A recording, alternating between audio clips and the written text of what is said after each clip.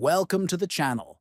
In today's video, I will show you how to exclude your Tumblr account from search results and recommendations directly from the Tumblr app on your phone. If you want more privacy and control over who can discover your account, this guide will make it simple and clear.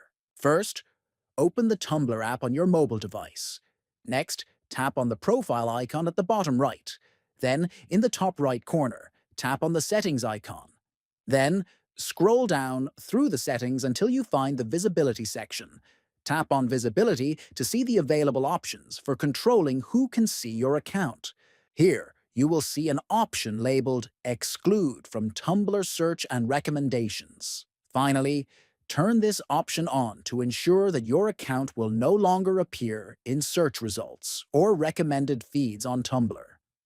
By following these steps, your Tumblr account will become less discoverable, giving you more control over your online presence. Remember, you can change this setting at any time if you want to be visible again. Thank you for watching. If you found this video helpful, please like, share, and subscribe to the channel for more tutorials and tips.